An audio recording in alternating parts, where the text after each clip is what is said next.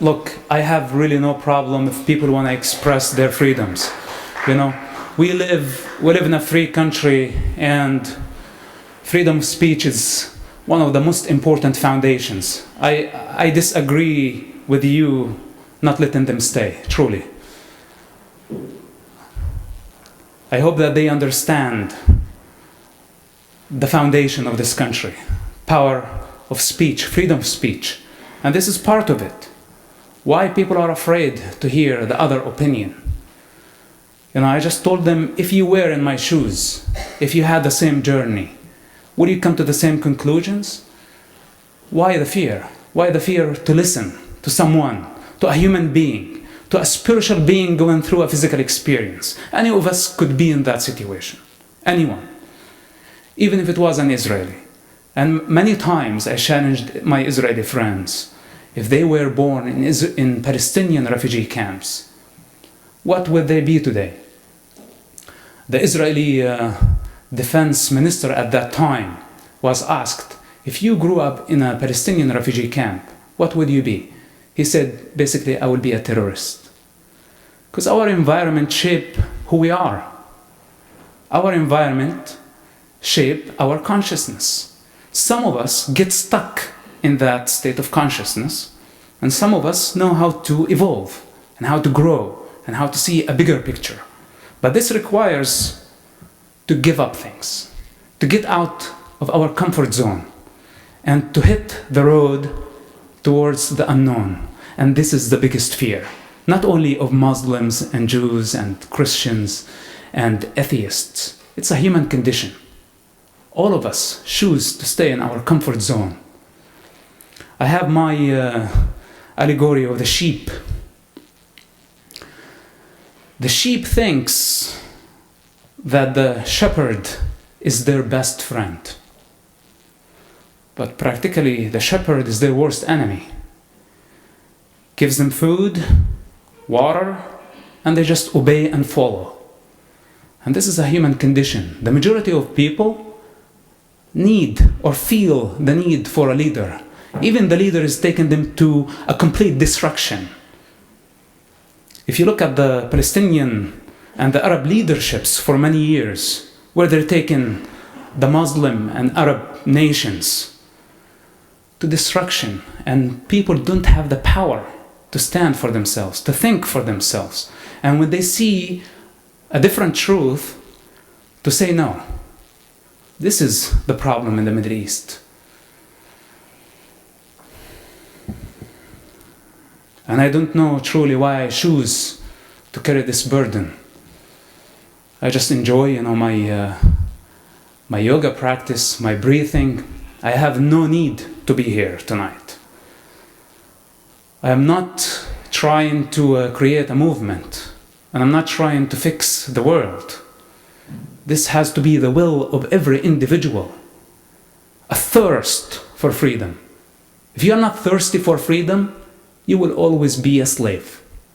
Whether if it was for a religion or for a corporate, different type of captivity, different type of slavery, but it's the same principle.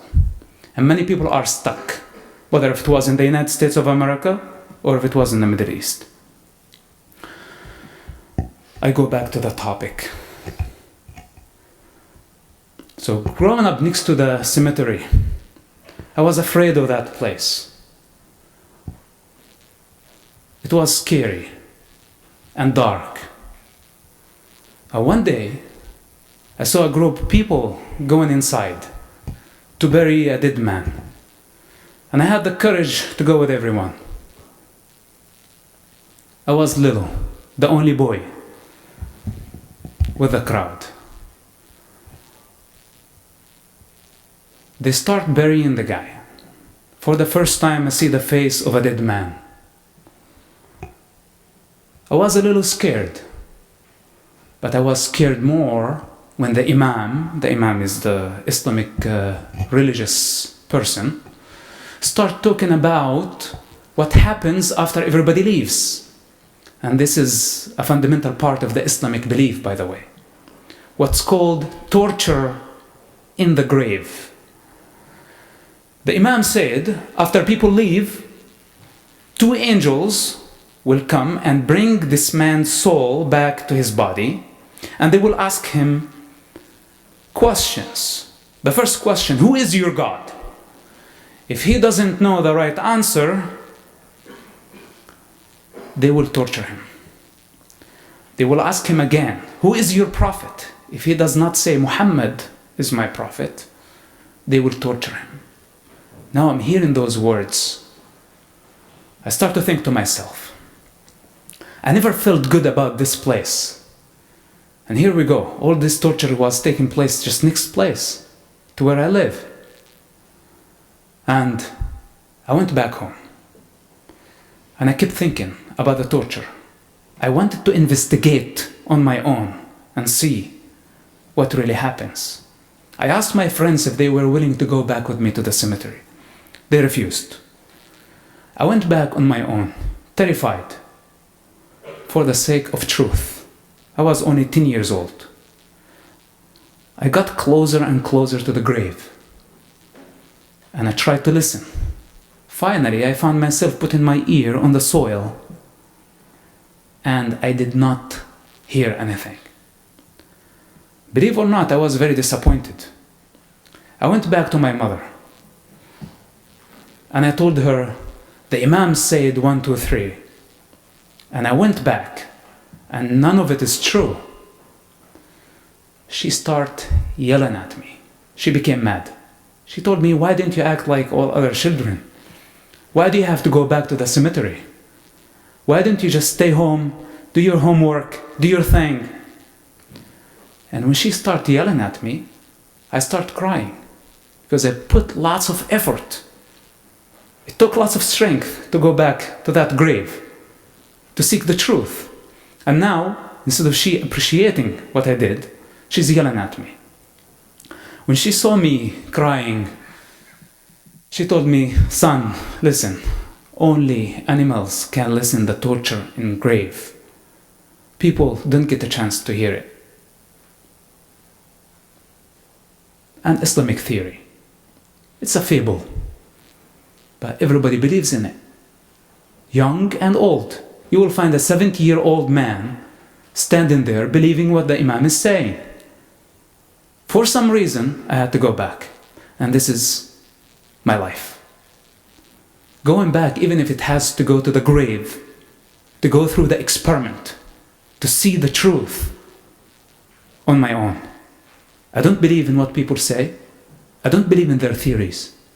Their theories might sound good. Even the scientific ones. Once Earth was flat, and that's a scientific fact. And then Earth is a different shape, and that's also a scientific fact. Our minds are very limited, and our senses are very deceptive. And if we are looking for the truth, we need to go beyond the mind. And I'm sure you're still young. I'm young too. But all of us at some point will be able to see the truth, and that's not through the mind. Socrates, the greatest philosopher, in my opinion, and also agree with him, the Indian philosophers, the known ones and the unknown ones, all agree at the limitation of the human mind. The allegory of the cave, describing a bunch of people in a cave, looking at a shadow, thinking that it's the truth. How many people are out there believing in theories, looking at shapes and shadows, and they think that this is true? Like those Islamic extremists beheading people for the sake of a theory. Creation of a limited human mind.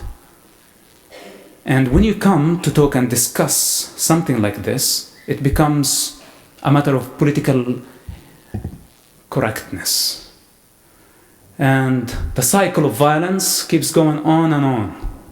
They think someone has a desire to leave his family, to disappoint the heart of his mother, to come and stand here and share with you the nature and the real nature of that situation. Who wants to be in this position? None of us. And I had no choice But when you witness violence at its worst, suicide bombing attacks that Hamas carried. Imagine now a suicide bomber going into a bus or a market, blowing himself up, killing all type of people, not only Israeli people. Americans were killed in the Hebrew University. Palestinians were killed. Israeli Arabs were killed. Christians, Muslims, all type of people. Suicide bomber does not go into a bus and say, hey, everybody, give me your IDs before I blow myself up. He just blow himself up. First of all, killing himself. Second, he's killing other human beings. And this is motivated by certain ideology that needs to be discussed. Someone has to talk about it. And I think here in the free world, we lose our freedom if we just take in consideration political correctness. And we believe that we are superior in our consciousness to other people who live in the darkness and the falsehood. What is our responsibility, as a new generation? It's our responsibility. It's your responsibility. Do you think governments know what's happening in the Middle East right now? Do you think that the United States government knows how to deal with the Islamic State or any other government? We need to create not a movement, not a political party. We need to create awareness. If we don't have awareness of what's going on, the violence will spread and it will go everywhere. It's already happening. At the age of 17, I hated the state of Israel. And if any of you were in my shoes, you would come to the same conclusion. Palestinians, Israelis, people who live in that cycle or endless cycle of violence, they have enough reasons to justify violence. Everybody has their own reasons. I myself spent in Israeli prisons 27 months. I was tortured, beaten almost to death. I was put in a small chair for a long, long time. Night after night and after night without sleep. Listening to very loud music. My father was arrested when I was only 10 years old. I had to take responsibility for my family. And I had to go through the suffering with my mother, side by side. I understand suffering. I understand how much Palestinian people suffer on a checkpoint. How many innocent people were killed. I see the pictures that come in from Gaza Strip. I'm not blinded. But my truth is not limited to a political propaganda. I understand the reality in Gaza. I understand what led to the death of children. Because I understand the motives of the leaderships, whether if it was Hamas or Fatah or Islamic Jihad or any other Palestinian faction. And I cannot be emotional about the situation. We as human beings, if we get stuck in a state of consciousness that calibrates in the falsehood of revenge and shame and guilt and fear, we will never find the light. We will always be in a prison. Forgiveness, tolerance, and conditional love are the higher paths. But they require some sacrifice. They require strength. Many people go through traumas in their lives, and Palestinian people go through hell. But they cannot blame everything on Israel. They need to look within and see the problems in their society and face it with courage. If a leadership is taking a whole nation to destruction, someone has to stand and say enough is enough. But the easiest thing for the leadership, to lead people to the slaughterhouse, then convince them that they were not the reason. Someone else take the blame. This has to end. For the Palestinian people and for the Palestinian suffering to end. This is the only way. Now, at the age of 17, I had enough reasons. Personal, ideological, political, national, and many other reasons to hate the state of Israel. I bought guns with the attempt to hurt Israelis, to make them feel our pain. Before I used the guns, I was arrested. During the investigation, the Israeli intelligence asked me if I was willing to work for them. They ask everybody. I agreed. And my motive was not to serve the state of Israel. My motive was to take revenge. My motive was to manipulate them so they release me from prison and give information for Hamas movement. And this is why I agreed to work for Israel. That was my first motive. That was my first level of consciousness working for the Israeli intelligence. Revenge. And again, I had enough reasons. They took my father, they said we bring him back in 5 minutes. They brought him back a year and a half later. My mother's tears, I remember very well. My friends who were shot, I remember them. The settlers who shot at me when I was only 11 or 12 years old, and I fell in an open grave, trying to kill me, I still remember that. I understand the suffering of our people. And this is why I was motivated to take revenge. Now, I thought the Israelis are going to release me from prison. But they said, if we release you, people will get suspicious of you and you'll get killed.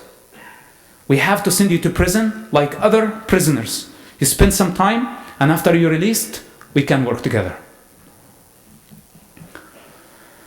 They sent me to prison where other Hamas members were. Thousands of them. After my second night, I hear people screaming in pain. And I asked the leader, what's going on? Why people are screaming? I was only 18 years old. He said, those are collaborators with Israel. They gave information for the Israeli intelligence. Hamas used to insert needles under their fingernails, burn plastic on their bodies. 16 people were killed during the time when I was in prison, and hundreds were tortured. They used to bring a prisoner, put him under this amount of pressure, physical and mental pressure, and tell him, who is your network? Who recruited you? Who else worked for the Israeli intelligence? And they would start mentioning names. One prisoner would mention 100 names that they are network, the Israeli spy network. Everybody knows everybody in the Israeli intelligence. This is what Hamas thought. And this is how they tortured hundreds of people. Now, for me, growing up in a house of leadership, my father raised us to think like leaders, not like soldiers. My father used to sit on the dinner table telling me, listen, if I get killed for the sake of Hamas, for the sake of Islam, you take care of your mother and you accept that. I will be in heaven and I will be waiting for you. And he used to make me cry. I thought every time he leaves the house, he's gonna get killed. For what? For the sake of this project, for the sake of Hamas organization, for the sake of the Islamic project. And here I am, face to face, seeing a different reality, a different face than the one my father introduced to me about his organization. The killing now is not against the Israelis, it's against our own people. And the method used against our people is brutal. You know, I was in Israeli prison. I did not see them torturing people that way, for pleasure, for revenge. They put some physical pressure on someone when they had information about suicide bomber who was about to kill innocent people, to stop him. And this is understandable. But to torture people that way, that was not acceptable. I start to ask myself this question. Hamas is trying to destroy the state of Israel, to build an Islamic state on the rubble of the state of Israel. This is their aim, this is their goal, and this is not a secret. I start to imagine, what if Hamas achieved their goal at some point of destroying the democratic state of Israel, and they built an Islamic state on its rubble? Are they going to torture our people the same way? Is this their claim of emancipating and liberating our people? Is this the justice? I prefer the Israeli justice in this case. Why the need for a Palestinian state if we want to kill each other? And that's our goal. And this is when I start questioning the nature of my father's organization for the first time. But I was profiting from my father's organization. It's our business. It's our reputation. Like, a son for a mafia boss who's driving nice luxury cars. They don't want to question the reality of their parents and what they do. All they want to do, just live in their comfort and take advantage. And in my situation, I was like a prince. People praised me everywhere I went. And I was protected. Why would I question the business of my father that is bringing me glory? Why would I care about the suffering of average person? I could be selfish and just say, let them torture each other. I'm not tortured, nobody can touch me, and just stay in my comfort zone. But this is not the truth. It was otherwise. Now, after 16 months in prison, witnessing this torture, I was released from prison. And I receive a call from the Israeli intelligence now, because I give them my word. Even though my intention was to take revenge, now I'm hooked somehow with them. And I wanted to meet them for the first time and say, guys, I'm sorry.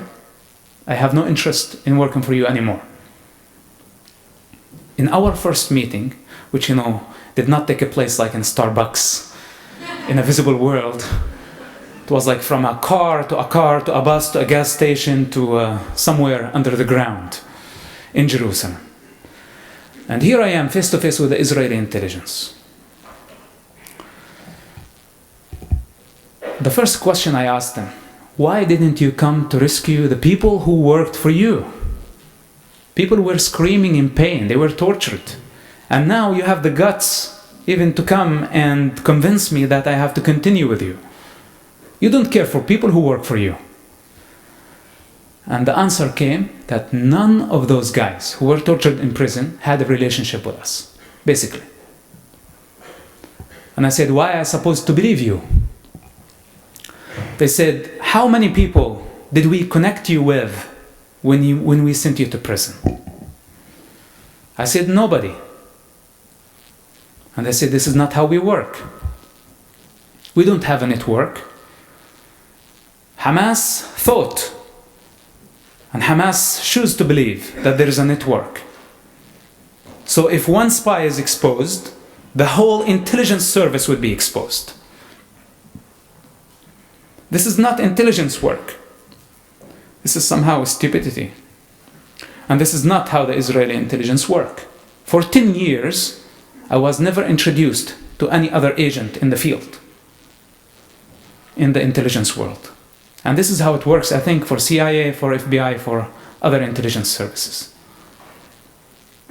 Now, I'm not only face to face with the brutality of Hamas against our people and their falsehood of claim to liberate and bring justice to our people. Also, the torture that took place was against innocent people. And that doubled the problem. And now I hear the truth from my enemy. And I sensed truth in what they were saying. And my motive now became curiosity. I wanted to know the truth. I wanted to go and do the impossible. Not for the sake of Israel, not for the sake of Palestine, for the sake of truth. I wanted to know on my own. Just the same exact way I went back to the grave to investigate the torture.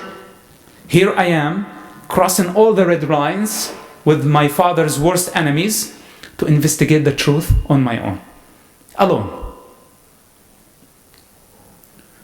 And we start meeting. The first thing, the Israeli intelligence telling me, go to school. I thought they're going to give me a mission, give me a gun, tell me go kill somebody. And here they are telling me, go to school, obey your parents, be a good citizen. And that was surprising. I was like, what other surprises are hitting that I didn't know about? The wisdom on the Palestinian streets is that the Israeli intelligence brings someone, force him to have sex with someone else, they tape it, then they blackmail them. And they blackmail his entire family. And this is how they recruit people, by force. Or they put a gun on someone's head. Here I am, I had the freedom to go home. I was not asked to do anything harmful to anything. And I start to understand the law and order of a democratic system. Nobody is above the law in a democracy. And if someone is caught breaking the law, there is punishment. And this is why we see the Israeli Prime Minister persecuted, for example. But we don't see this in the Arab countries, in the Muslim countries, unfortunately. But now, playing this game, this is a very dangerous game. To go and do the forbidden. Having a relationship with the Israeli intelligence in the Palestinian territories is worse than someone raping their mother. You get killed on the spot, and everybody in the street will participate in your killing. Even if your father was the top leader of the country. This is why when I exposed myself voluntarily later on after many years to say that I worked for the Israeli intelligence, knowing that we did not do anything wrong, all we did, we saved human lives. We stopped a suicide bomber of achieving their goal of killing innocent people. This is what we did. And if that means shameful and means that brought shame on me, that's fine. Let the rest of the world believe that I'm a traitor. For me, I believed that there was no way to go wrong by saving a human life. Doesn't matter if it was an Israeli or a Palestinian or American. You cannot go wrong by saving a human life. And that's the fuel that keeps me going. It's not politics, it's not religions, it's not rituals, it's not Bibles, it's not Quranic verses. This is not my inspiration. My inspiration to do the right practice and to be righteous, not to be selfish, to feel with others, to understand their pain, and to see the bigger picture, to see the picture of the divine. That in the morning he does not say, okay, today I send the sun on half of the globe and the other half, I'm just pissed off. I'm not gonna send the sun. It's not like that. We're all one family, and our ego separates us. Our problem, we identify ourselves with our minds, with our cultures, with our nationality. I'm American, I'm Israeli, I'm a Palestinian. We are all one family, and we are all share the same problems. We share the same conditions. And at some point we need to come to understand this oneness.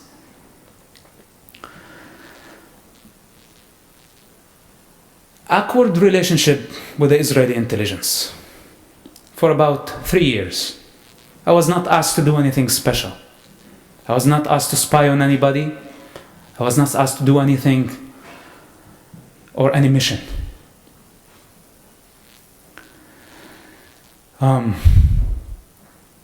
At some point, I was in Jerusalem during this time of confusion. I didn't know who my enemy was anymore. I didn't know whether it was the Israelis or the Hamas people. If Hamas knew about my existence, they would kill me. So practically they were my enemies. And my long-time enemies, the Israelis, became my friends. And I saw humanity in them. I saw friendship. And all the lies that I heard from my father, from my people, about the Israeli intelligence became clear. and it was completely different reality. I have to be honest with you, that was not an easy thing. I was lost till the moment I was introduced to Christ consciousness. And now I'm not talking about religion. I'm not talking about Christianity. I'm not talking about rituals and Bibles or words. I'm talking about a very high state of consciousness that loves unconditionally. The event of the cross, Christ being tortured and killed. I don't care about the accuracy of this. I'm not here to discuss it. I'm not here to preach. But at least in my reality at that time, to see the forgiveness of Christ to his worst enemies who were torturing him and killing him, that brought me to a completely different level of consciousness. And I needed that. Love your enemy. And by the way, this is not only in the New Testament. You will find it in the scripts of the Indian scriptures. It's available. Love your enemy. This is how God, he loves everybody equally. I love my friends and I love my enemies equally. This is how it should be, because we really don't know who our enemies are. We don't see things for what they are, basically. This is our biggest problem, that our perceptual ability is very limited. And we are changing, we are transforming. You know, what you consider enemy, or what you considered enemy 10 years ago, ask yourself today, where are they today? Are they still enemies? What you used to consider friends, are they still friends? What did change? It's your perception. And it's your perceptual ability. And by loving our enemy, it's a way to evolve and transcend the low levels of consciousness to higher levels that sees better and sees more clearly. Now, with this new state of consciousness, which I did not plan, but its truth is very powerful, I had to do something, especially when the second Palestinian Intifada started. Waves and waves of suicide bombing attacks. I hope that none of you will witness something like this. And the brutality of explosions against the human body. It's our responsibility to protect the evolvement of humanity. If everybody disagree with everybody and the only choice that we have is violence, we're done. Humanity will be over. It's our responsibility to keep this wheel going by protecting the evolvement of the human consciousness. It's not only the responsibility of a government or intelligence service, it's the responsibility of every individual. We look at the examples of Mahatma Gandhi. He could be selfish and just do his thing. He was making good money, he was a very successful lawyer. Why would he go and travel third class and just live like the other people and the rest of the people? He could have stayed in his comfort zone. We look at Jesus Christ. We look at Krishnamacharya. We look at all the gurus and the philosophers. Socrates. Who executes Socrates? Why would you execute someone like this? Not only funny, not only bright, not only amazing, who went beyond the human mind. Why do you execute him?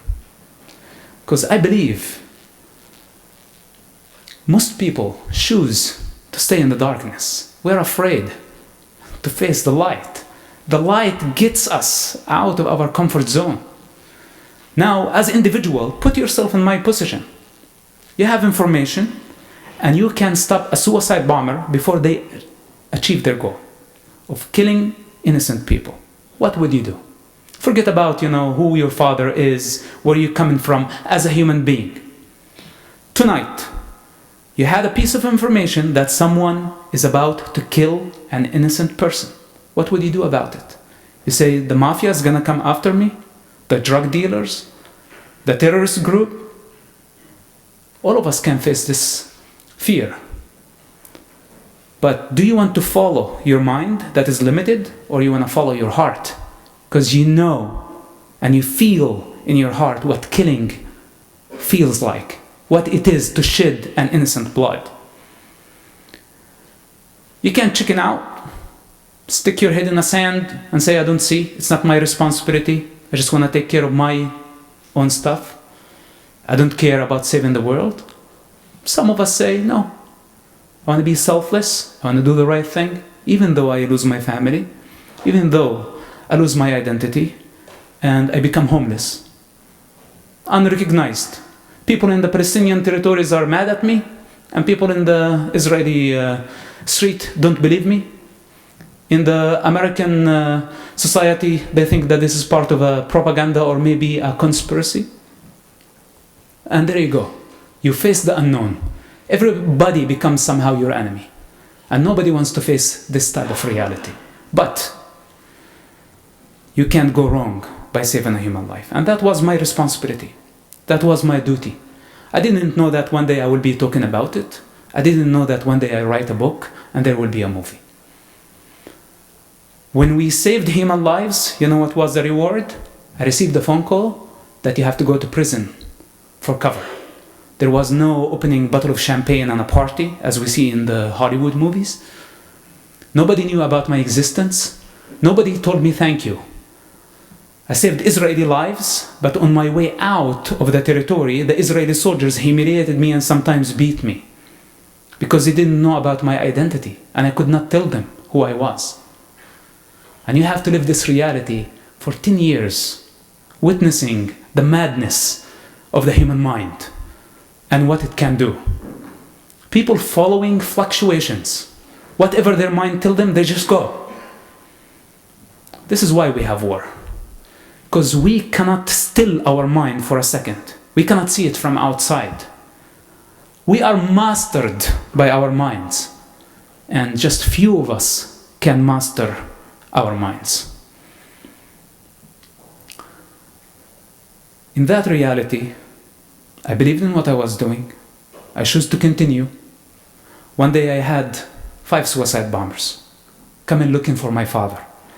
They were coming from Jordan and about to commit a suicide next day. They showed up on our door looking for my father. I told them, my father is not here, how can I help you? They said, we lost our connection and we need a safe house just for a few hours. They were supposed to kill Mosab Yousef. This is the highest Israeli rabbi at that time, by sending 5 suicide bombers in the crowd in Jerusalem and kill hundreds of people.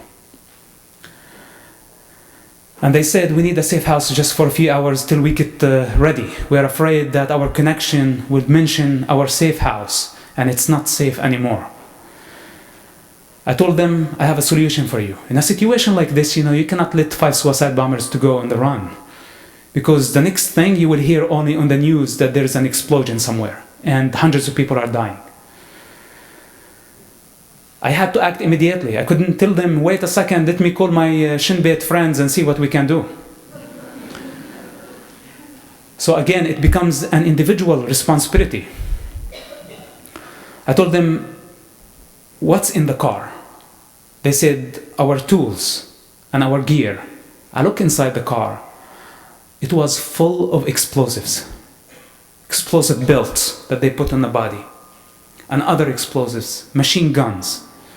I told them, guys, first step for safety, you cannot take the car. I have to put the car in a safe place.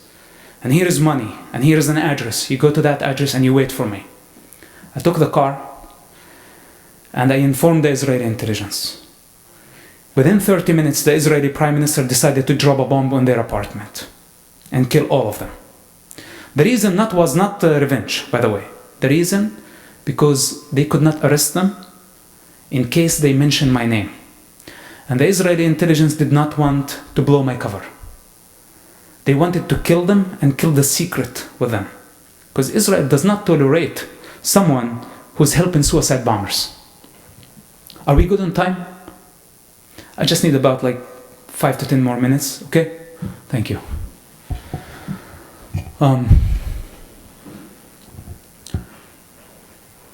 It's a very delicate situation. If they are arrested, they will be asked during the investigation, who gave you the safe house? Who gave you money? They will mention my name. If they mention my name, I have to go to prison for at least 15 years. And there is no other way. If they are killed, I'm saved. But now again, to love your enemy and to that level of consciousness, how can you save Israeli lives and be okay with killing Palestinians? I cannot compare this to that, because this is a terrorist aiming to kill innocent people, and those people doing their job. And I cannot compare this to that. But I did not want to take responsibility and put blood on my hands, no matter what, even if it was the blood of a terrorist. And this is my personal choice. For 10 years, working for the Israeli intelligence, I was not involved in killing any human being. And I'm very thankful for this. Now, I insisted, and I said, you arrest them. They arrested them while in the vehicle, they mentioned my name. One of them, at least. The person who mentioned my name was sent back to Jordan, where he's coming from, without interrogation, without spending a minute in Israeli prisons. And immediately his group thought that he was the one who gave the information about them. And he became the wanted. And we staged a big production. The Israeli Defense Forces came in an attempt to arrest me, and I escaped in a miraculous way. Of course, it was staged.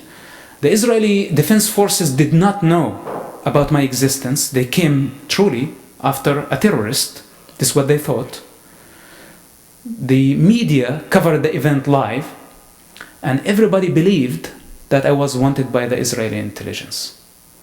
And that gave me another layer of cover.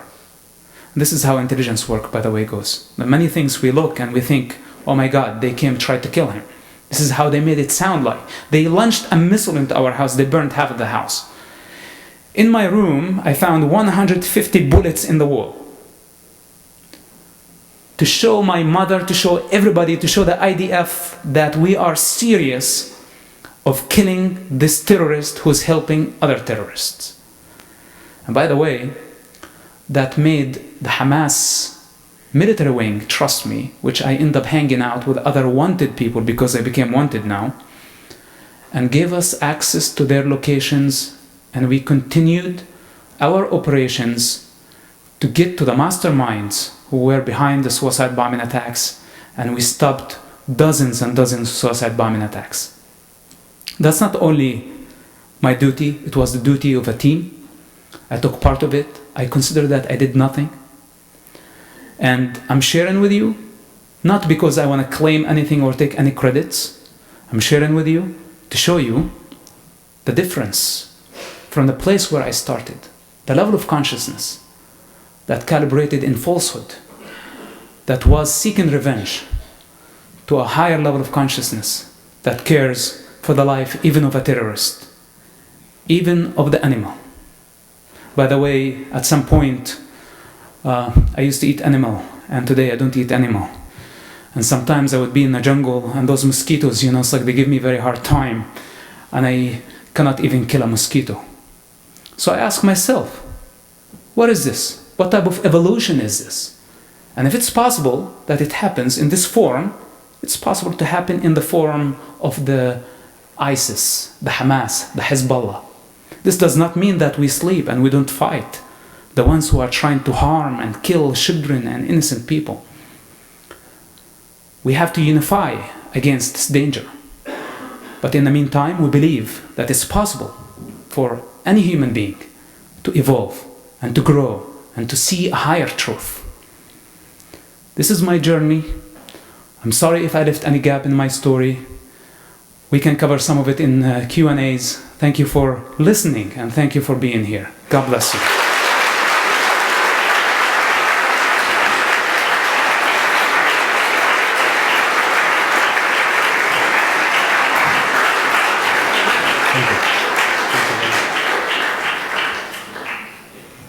Thank you. You conveniently did not mention another truth. So I thought I'd try to succinctly Sure. share another truth that significantly happened this summer. When UN schools were bombed, power plants were destroyed, water supplies were destroyed. Over the whole period that the Palestinians have been occupied, 28,000 homes have been demolished. Educational infrastructure has been demolished. 1,800 civilians were killed this summer, Palestinian. Right. 10,000 wounded. 300 babies, 1 year old, 2, 3, 4, and children. 300 were killed by the Israelis. 3 Israeli civilians Right. were killed. 3, as you know. 64 Israeli soldiers. South Africans fought against the South African regime. What's your question, please? I'm going to get I know the facts. I'm very familiar with them, maybe more than you think. 15 more seconds. The French fought against the Nazi occupation. Other Western Are you powers comparing Israel to the fought Nazis? against no, I'm saying it's Nazi-like behavior that the French fought against and that the Americans fought against. The Germans knocked down the Berlin Wall. So I ask you, What's your what question? rights do the Palestinian people have to overthrow the Israeli regime supported by Americans to the tune of $8.5 million a day? And Good. what's your responsibility to deal with this situation? Thank you. Yeah. Thank you for your passion. Yeah, I'm very familiar with the facts that you said, and I'm not blinded. And I think the Israeli government also is very aware of what you're saying. I think Palestinian people need to have the courage to face Hamas and to throw them out of the Gaza Strip. When Hamas people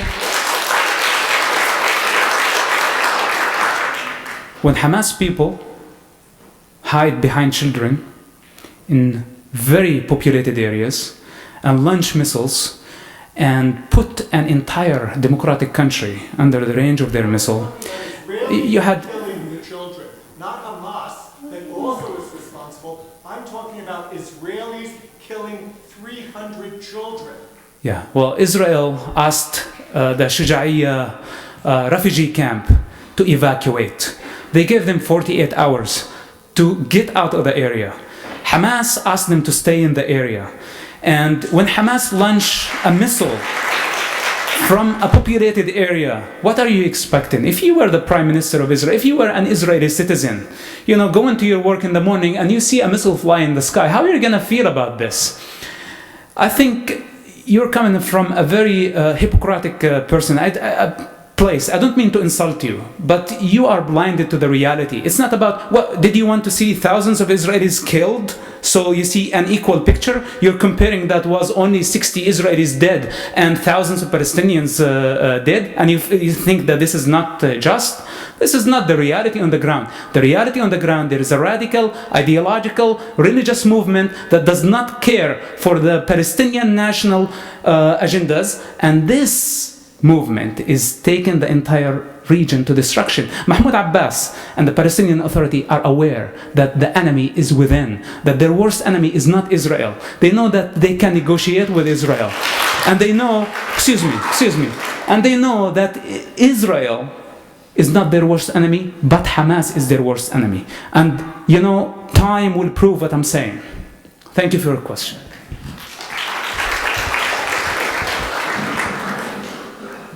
Mr. Yousef, I appreciate you speaking about the importance of saving human lives, moral rectitude, and really seeing reality where there are shadows on the wall instead of fixating on those shadows. Right. It seems we're actually in agreement about all these things. I'm happy to hear them from you. Right. You just have to explain one point that I'm a little confused on. Sure. Why, if you believe these things about the importance of saving human lives, do you defend the politics of a country that has consistently impeded a peace process between two belligerent factions after Oslo, Madrid, Camp David, Annapolis, by violating international law and extending colonialist apartheid settlements into the West Bank? Why do you support the side in this conflict that is looking to further shed human blood and not solve it, that is pandering to a radical religion religious minority in its own right, just like you cited Hamas, within its own politics, when it very well could remove the IDF from the West Bank and disband the settlements like it did in Gaza in 2005. Why are you choosing this side of the conflict if you care about saving human lives? Okay.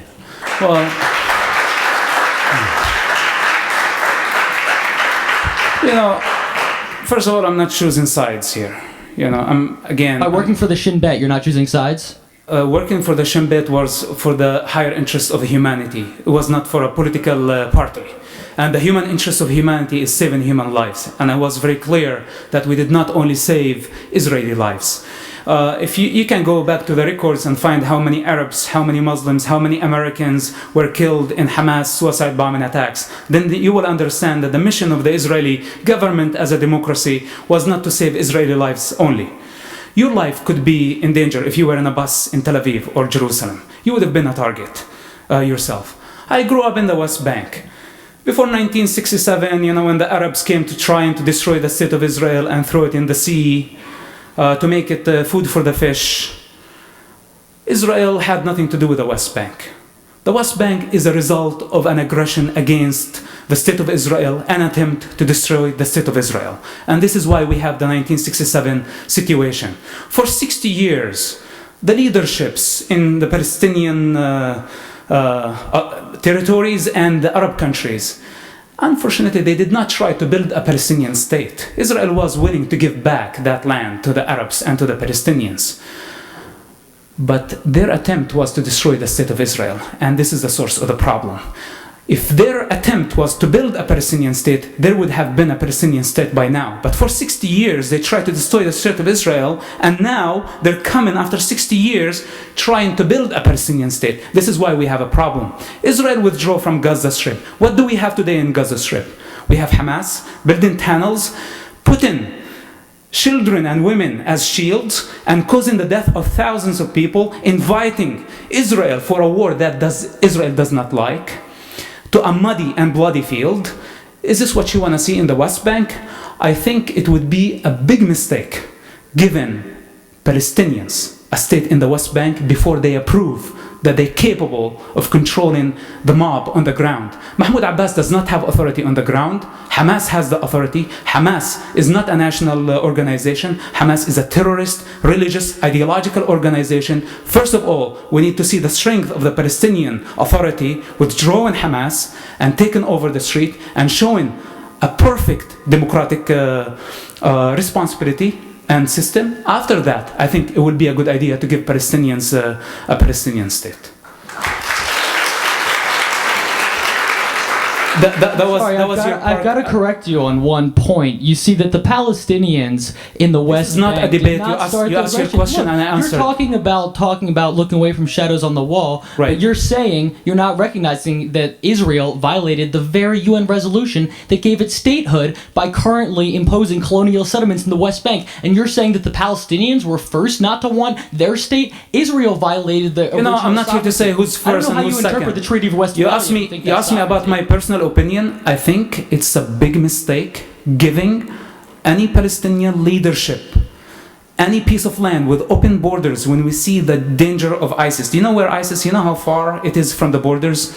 When we see the rise of the Muslim Brotherhood in Jordan, when we see the situation in Syria, when we see the situation in Egypt, and we go and tell Mahmoud Abbas, the weak Mahmoud Abbas, who does not have control over his own people, tell him, okay, here's a free border, do whatever you want to do.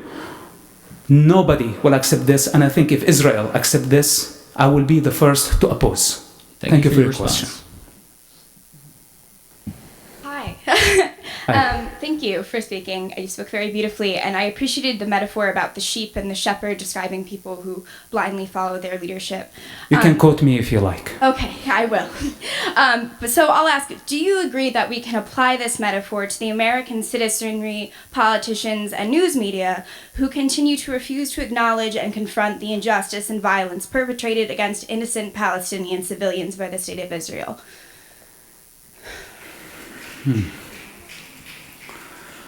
You know, I think there is no quick fix for the situation. First of all, we need to create an awareness again. You know, and one of the reasons that I'm speaking here, trust me, not to push Israeli political agendas. I served the state of Israel for many years. And when I was first in deportation in this country, where was the state of Israel? They weren't there for me. And I almost was deported to death. But I did not give up on Israel. Not because of any reason except I believe in the Israeli model. That region does not see real model of democracy. And Israel is not only a political system. When we think about the Jewish nation, the Holocaust, what they had to go through, what they sacrificed, the light, the values. Look at how many filmmakers, artists, writers, thinkers, scientists, how much this nation gave the world. And I find it impossible, to be surrounded by all those enemies who are trying to destroy it just for being a Jewish state. And I know the motives and I know the mentality of the people. I support Israel because it's a democratic state. And I think the first thing American people need to do, you as a new generation, you need to understand, you need to choose. There are two models. The Islamic State model and a democratic model in the region. I'm not saying Israeli or Egyptian. You have to choose. Israel is fighting on behalf of the Western world against radicalism, against the Islamic extremism. And if Israel fails in this fight, who's going to do it? Are you going to do it? Are you going to go to Iraq? Are you going to go back to Egypt tomorrow when the Muslim Brotherhood took over? My question is, do you agree that in the spirit of taking the covers off of our eyes and not following blindly what our leaders have to say, that we should push as American citizens for more transparency in the news media, for more transparency from our government, and in order to let ourselves be truly educated, to gain a real understanding of the violence perpetrated against the Palestinian people by the Israeli It's state. not against the Palestinian people. It's the leaderships of the Palestinian.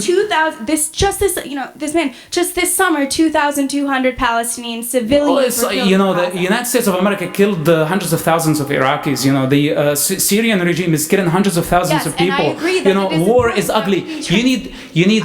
I tell you what you need to do. You need to face reality. War is ugly. If you invite people to do war, don't expect, that's going to be peaceful.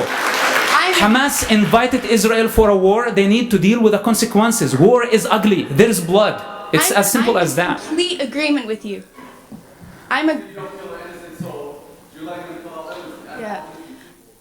Right. Yeah, well, those innocent people don't. Okay, those innocent people. Why those innocent people? Why don't you come take the platform? Are you here to speak or you have a question? What is it? What is it? Why didn't you go to Gaza and fight on behalf of Hamas? Why are you here? Why didn't you go to Gaza? Why? Yeah, go protect those children. If you care for them, why didn't you go and live their miserable life and carry their pain?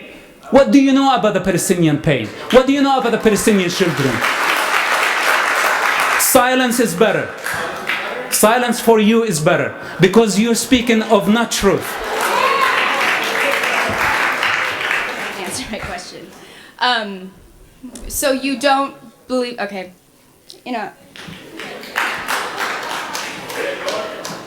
Hey, thank you.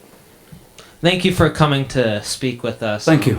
For sharing your wisdom, for your message of love, even in situations where it is difficult for all of us to see the right path forward. I respect and honor the fact that you are trying to seek that. My question is a bit more on a personal note, if you don't mind. Do you have any sort of contact with your folks back home, with your family? And if you don't, would that be something you want or you think you could procure?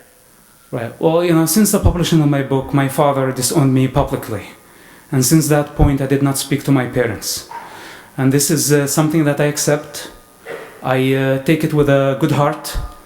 I'm not a person who raise the cause of children to protect my personal and selfish desires. I paid a very high price and I'm happy with it. And I hope that this will open the eyes of many Palestinian children. I lived their struggle. I was very young when the first Palestinian Intifada started. I did not understand the answers. I did not see the dynamics of that conflict. At some point I saw it, I fought against it, I will continue to fight against it, even if this means me losing my life. I will continue. Thank you for your concern. Hello. You spoke poignantly about the violence and abuse of Israel towards Palestinian people in various of your anecdotes, but you have argued that the Palestinians should shun the understandable desire for violence and retribution. I completely agree with that. But don't you think that this equally applies to Israelis? I think this is a similar vein that some of the previous questioners have put forward.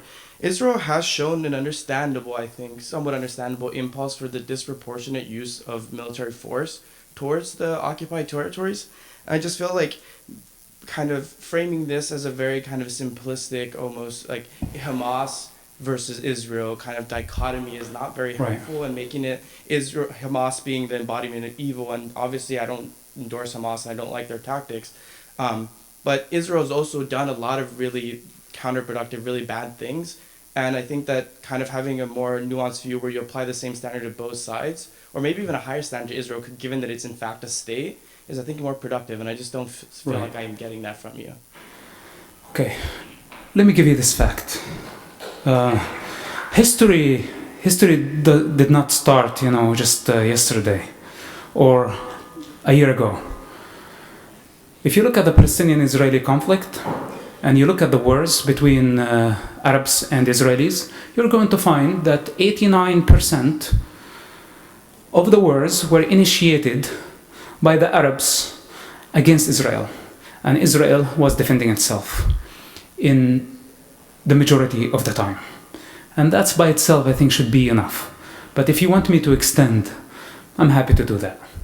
The clash between Palestinians and Israelis is not a clash between two political systems. There's two different values. A country that believes in certain values, and by the way, Israel, in my opinion, I have been here in the United States now for about 8 years, and I know the reality in Israel, I know the system, I know the decision makers there, and what the country stands for, its values. It's no different than the United States of America, just to be honest with you. It's just a small America, but in a different region. And people in that region don't like the United States of America. This is why they don't like Israel. They don't like freedom. Look at women. When Arabs know how to respect women, then we can come and say, we fight for your cause. We stand for you. But here you are standing and defending the cause of Palestinian people while a father kills his daughter because she dated a guy or she met a guy. Or when we see all type of violence, internal violence, a brutal culture that does not tolerate or respect anything that is not Muslim, anything that is not Arab, that's a problem. In Israel, you will find Arabs. In Israel, you will find mosques. In Israel, you will find Christians. You'll find Jews. You'll find all type of people. And they have representatives in the Knesset. And they have human rights. They have equal rights. And by the way, they have equal rights why they don't serve the state of Israel and they don't serve the army. This is a true model of democratic country. And the clash, because the other side does not like this. The other side does not respect religious freedoms. The other side does not respect women's rights. The other side does not respect humanity, does not respect animals. And with that said, this clash is invisible, is beyond the political conflict. And I'm telling you, what Israel is facing does not want to face.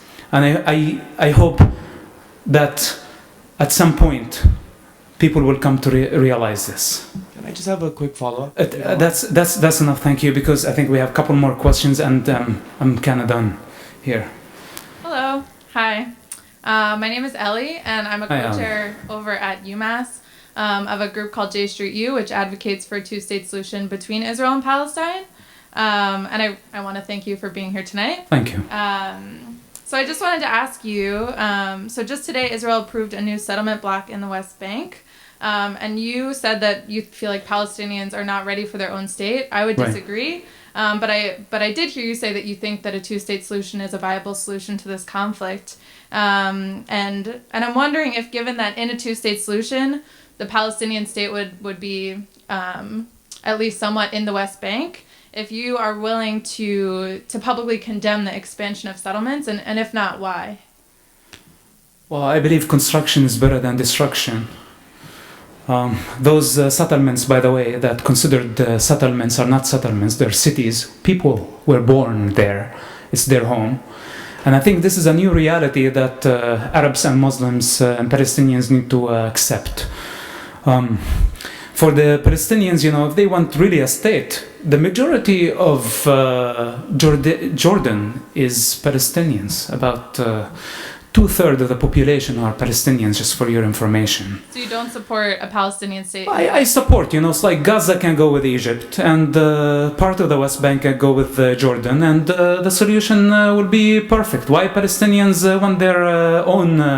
We have 22 models of Arab countries, and we see how they treat women, we see how they treat human beings, we see how they treat animals, and I think I prefer to see Israeli construction in that land better than any other thing. Thank you. This is what I think. Hi, I'm Elizabeth. I'm Vice President of the Smith-Israel Alliance, and I wanted to come to thank you for coming. I agree with you about the importance of truth and why it's important to show truth. What can you say, what can I say to kind of just explain to people that there is some sort of objective truth when people just don't want to hear it? What can be done when people are trying to delegitimize your reality and your experience and my reality and my experience because of ignorance? How can we continue to fight the good fight in favor of truth? Well, this is like, what is a solution for the human condition? And I believe that there is a solution for the human condition. It's not a Palestinian-Israeli problem. It's a universal problem. And if a bunch of American kids were to grow up in a Gaza refugee camp, they would be Gazans. And if a bunch of American kids or French grow up in Israel, or this gentleman here, he would be part of the IDF. Our environment shapes us as we are, and I think it's possible for us to see through, but we cannot stay in the dark and cry for the light. Someone has to light a candle. I believe, and I witnessed before the first Palestinian Intifada, we were able to go to the Israeli areas. Palestinians were able to work. My father, who is a top Hamas leader and founder of the movement, I remember him serving Israeli families in our home, in our family's home, food with his hand. And that changed 6 months after, when the first Palestinian Intifada started. It is possible for people to transcend all those differences and see the oneness. This is a human condition. And by the way, the Israeli-Palestinian conflict is not the only conflict. Don't be blinded, when you see what's happening in Syria, what's happening in Iraq, what's happening in Egypt, and what will happen. This is our responsibility. It's beyond political conflict. And I believe we are able, but we need to face the truth. War is ugly. First of all, Palestinians, if they are looking truly for independence, they need to renounce violence completely. Hamas needs to give up their arms, their missiles. They need to stop digging tunnels. They need to withdraw from populated areas. And this is the first practical step, I believe. Otherwise, there will be war. And I will not blame it on Israel. Thank you very much. Thank you. Hello, my name is Prince Ali. I am proudly to be a Muslim. You're saying, basically, that innocents are dying on the Israeli sides. Right. Aren't you saying that? But what everybody else is saying here is that they're killing everybody else who's has nothing to do with Hamas. Babies, women, children. I'm pretty sure in every religion, Muslim, Christianity, Judaism, okay, that innocents are not meant to be killed, and if they are killed, the true terrorist is not a part of that religion. Right. Okay, so you're saying Muslims, Arabs, you can't just blame Muslims for this. Every Jewish person knows, every Israeli knows why they were kicked out of Palestine. Yes. Can you please give me your question? Just a direct question. Just your question. I understand your point of view. I'll tell you the truth so you can give them the true question. That's your truth, based on your mind. But I would like to hear your question. Religion, if you go back to education, everybody's clapping here. I have no idea why, because they haven't read books lately. I can obviously see that. Okay, nobody claps from now on. No one. Okay, they're not clapping anymore. First of all, they're laughing now, but when the truth... Okay, nobody laughs. Please. All right. What is your question now? My question is why are you defending a lie? Why are you defending the lie? Why? Right. Okay, this is innocent people are dying. I've been there. Okay, I want to make it easier for you. Right next to Israel. My friend. Across the mountain from where my house is and been in Israel. Okay. You just said that I'm defending a lie. Okay. You just said that I'm defending a lie. And you're defending an enemy. Okay, sure. You should be defending the innocent and the truth. Okay, good. You shouldn't be with one person. You should be with all the people. Good. Are you done? Yeah, I'm done. Thank you. This is your perception. And this is your perceptual ability. If I am defending a lie, well, thank you for being respectful. Apparently you asked a question and you're not even interested in the answer. Well, everybody, thank you so much for being here. I apologize on behalf of my friends, my enemies, for creating this state of controversy. Again, this is the reality in our world. I think we have to face it with courage. There are going to be situations like this. This is not a division. I think this is healthy. This is where people can come together, discuss things, talk. It's better than bombing each other. And I hope that you and him and she, everybody will go together and create a new reality. Thank you. Love you all. God bless you.